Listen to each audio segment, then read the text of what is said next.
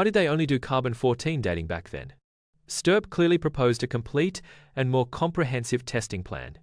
Sturp's 26 recommendations included radiocarbon testing, but it was originally scheduled for last because it's destructive.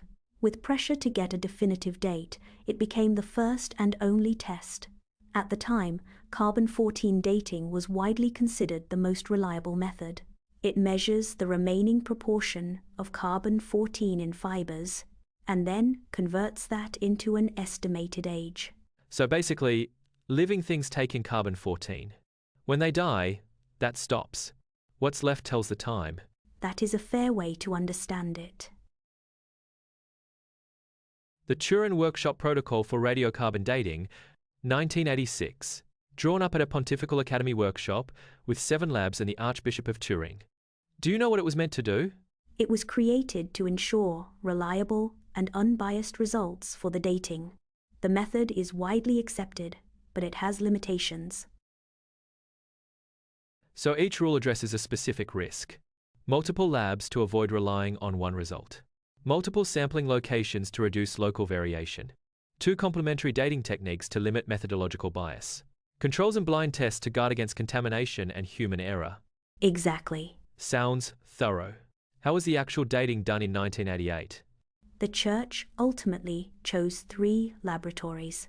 University of Arizona in the United States, University of Oxford in the United Kingdom, and ETH Zurich in Switzerland. Sampling was done on April 21, 1988. The location was the lower right edge of the shroud, near the raised sample area, on a strip about 8 centimeters long and 2 centimeters wide. It was cut by Giovanni Rigi, the cathedral technical expert, then divided into 3 portions and sent to the 3 laboratories, along with 3 control samples of known age. All 3 laboratories used AMS accelerator mass spectrometry for analysis. In mid-October 1988, the 3 labs released their combined results.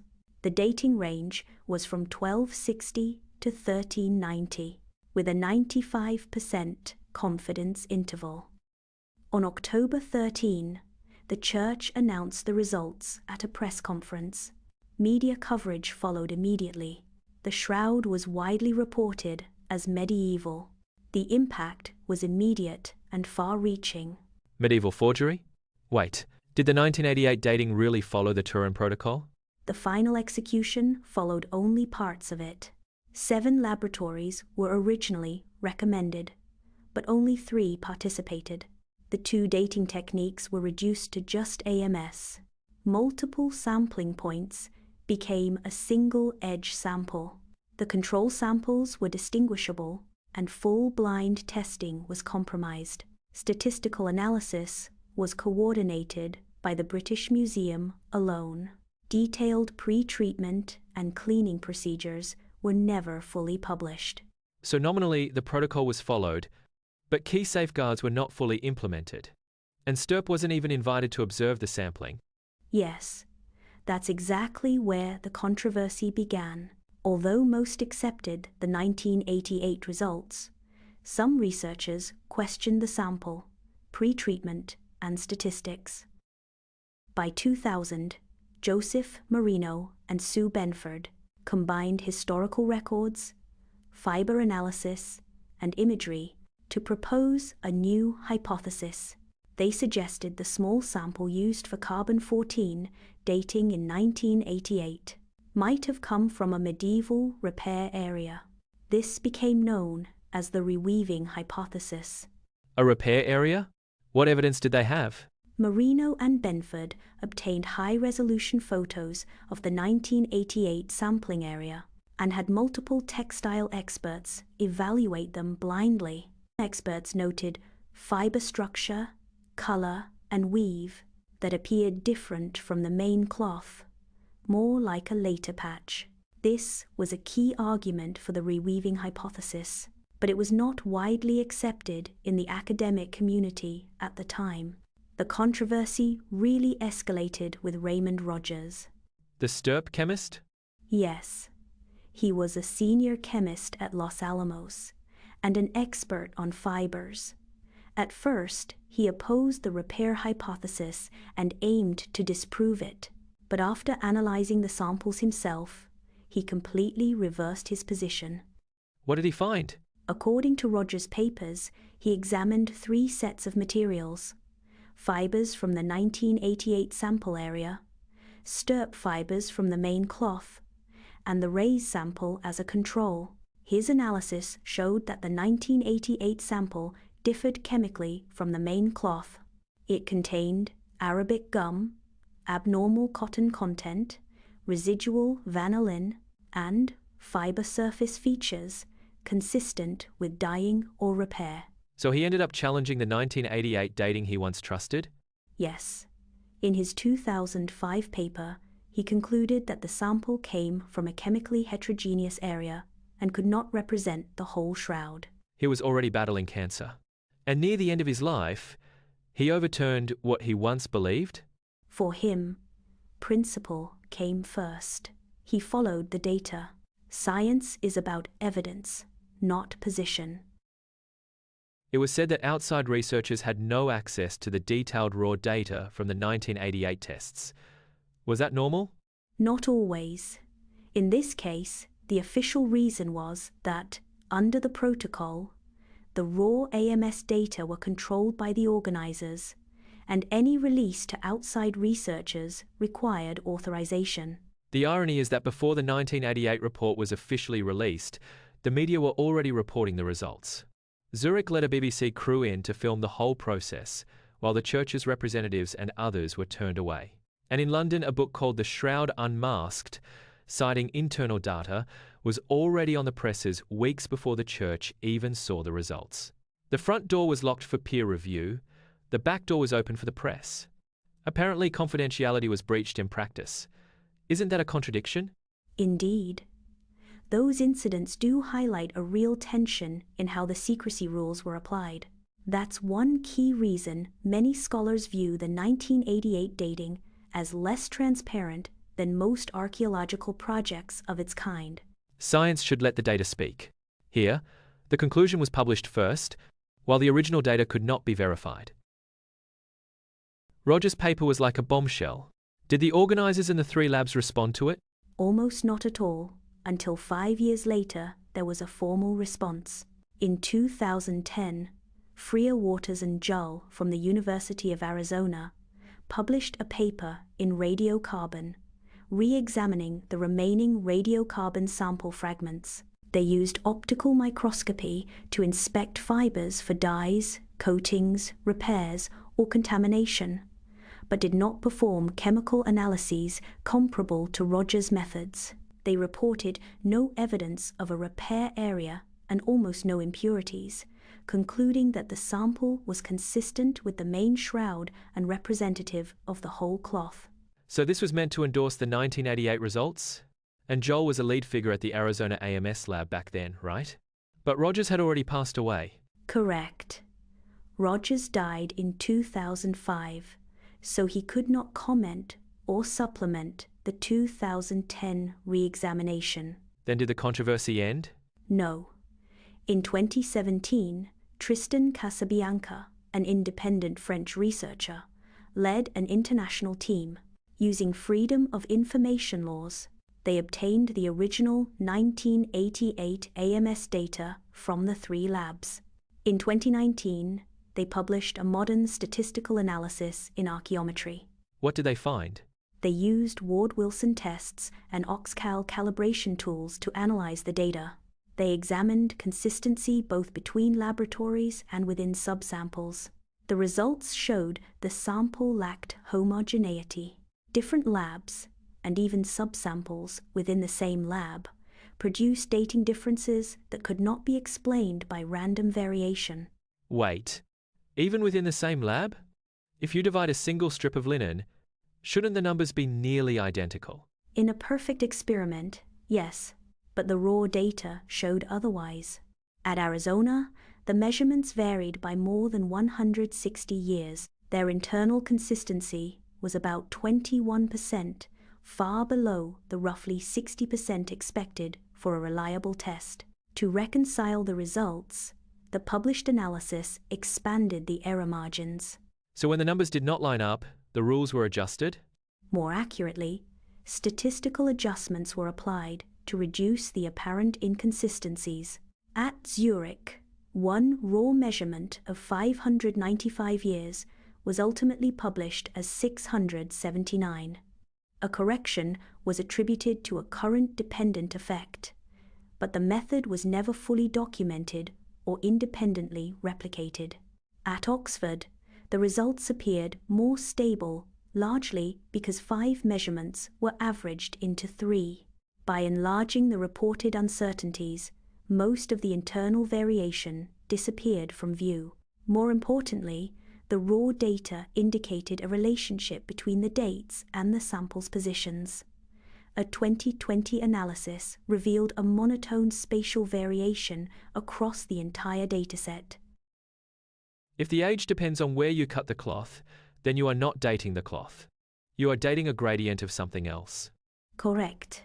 This heterogeneity undermined the claim that the 1988 date from AD 1260 to 1390 was representative of the entire shroud. The researchers concluded that the 1988 tests do not offer conclusive evidence of the cloth's age. So that 95% confidence claim, was that really science? Data was withheld for 30 years and later showed this level of inconsistency. Science depends on transparency. Results must be verifiable so others can test and challenge them. Back then, the headline said science defeated faith. But it looks like a PR victory, not a forensic one. They gave the world a single number, but the raw data was screaming. Exactly. When the math fails, we return to the material. We have to ask why the carbon varied so sharply across such a tiny piece of linen, and why it showed a linear trend. Could contamination really create a pattern like that? Giovanni Righi, the man who performed the actual cut, reported seeing foreign bodies and starch on the samples even then. And the raw logs show that even after pre-treatment, the labs were still finding residual material within the fibers. That's the critical point. Standard contamination usually shifts, results in a scattered, random way. They do not naturally produce a structured gradient. We can see the discrepancy in the lab logs. Each lab used a different pre-treatment protocol, and the results were not uniform. Oxford's sample lost 25% of its weight during cleaning, while the other labs reported significantly lower mass loss. Some suggest that differences in how each lab pre-treated the samples played a role. However, later statistical analyses of the raw data found no correlation between the cleaning methods and the structured pattern in the results. What about repairs? The evidence for invisible mending looks solid. King Umberto II said his family repaired the edges in 1694.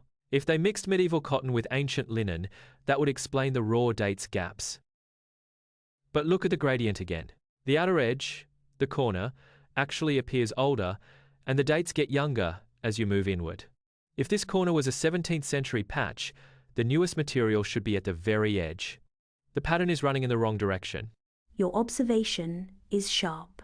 Repairs can account for differences in chemistry, fibers, and even the color variations observed in spectrographic images in the corner.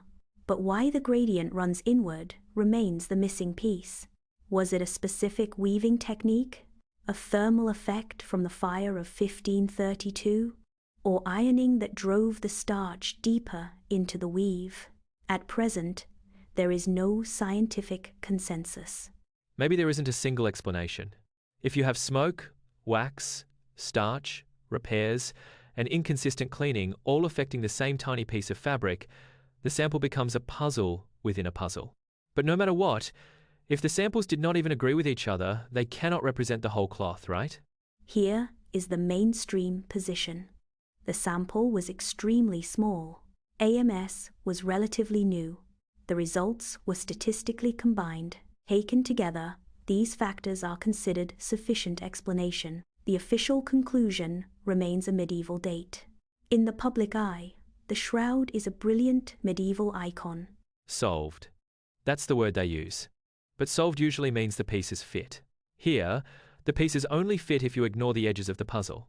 What we need now is an independent cross-check. Something that was not part of that 1988 sample. Then you need to see this. It may be the key, or it may lead us deeper into the maze. These bloodstains, could it really be a coincidence? Nose impressions, flow directions, branching points, even the serum rings match. So this is the cloth said to have covered the face after the crucifixion? Yes, the Sudarium of Oviedo. Your observation is correct. American scholar Alan Wanger used image overlay to compare facial features.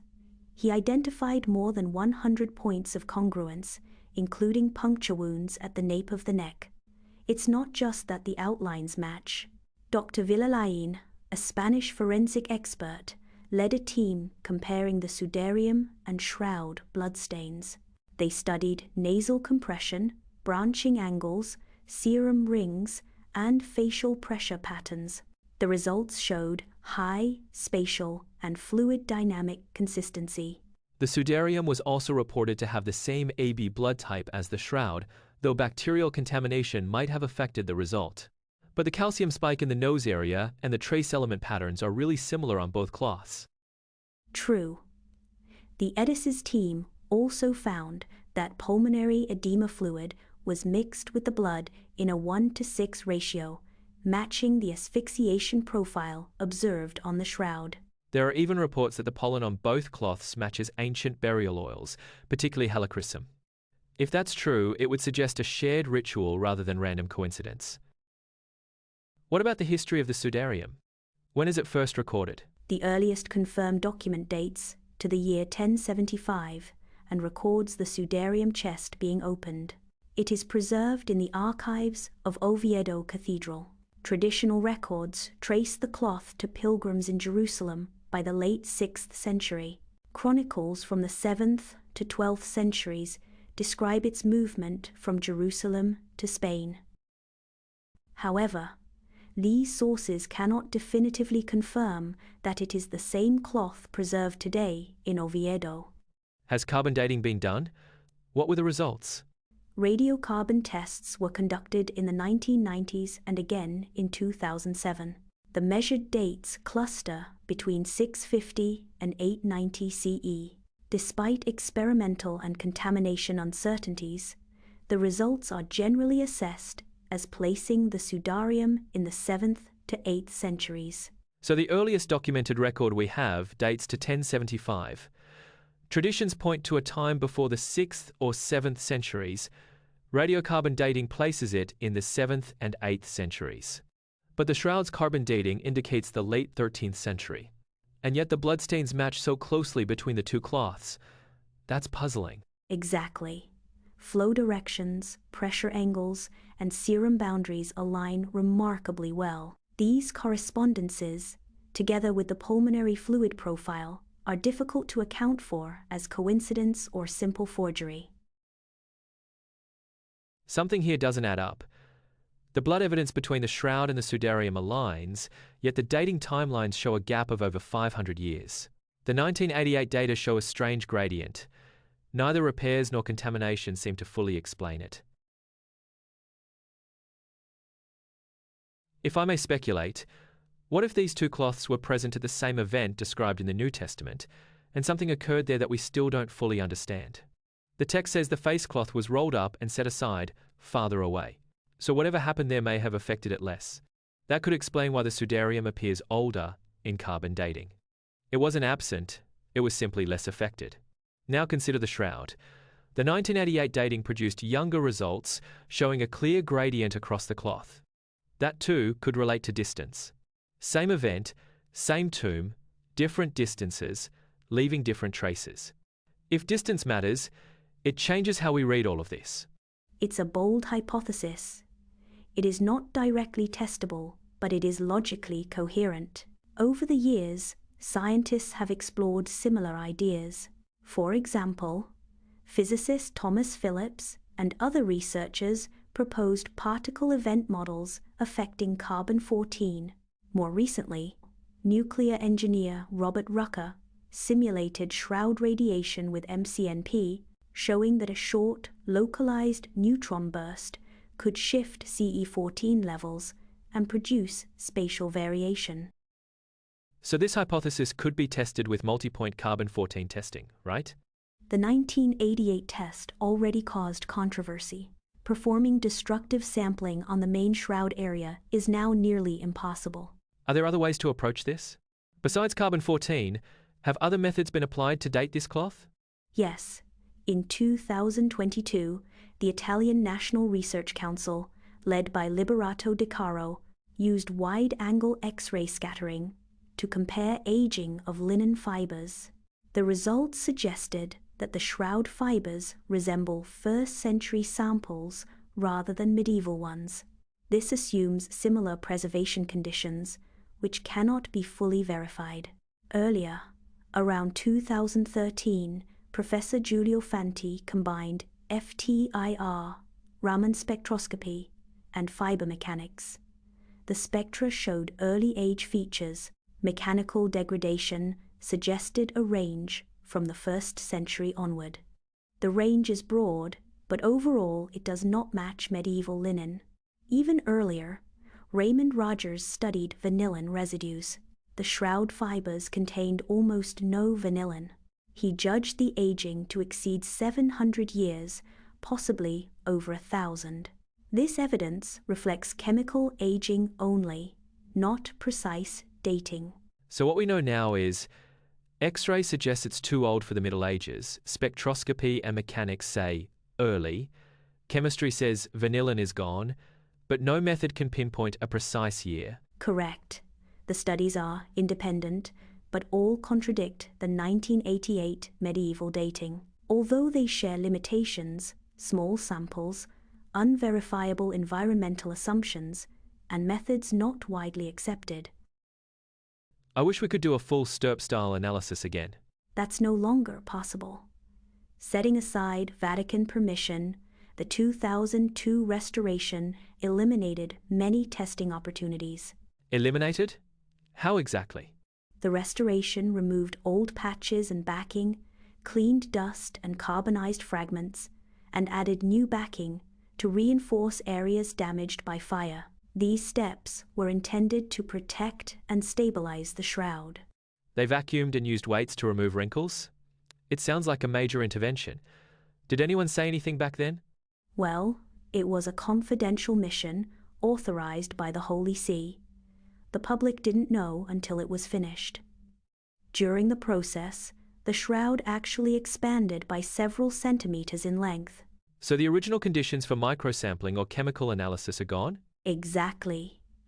Original layers and particulate data were disturbed or covered, and fabric structure and stress states changed. Modern or future tests that rely on those original states, such as microsampling or chemical analysis, are now heavily compromised. Does this mean we'll never solve this mystery?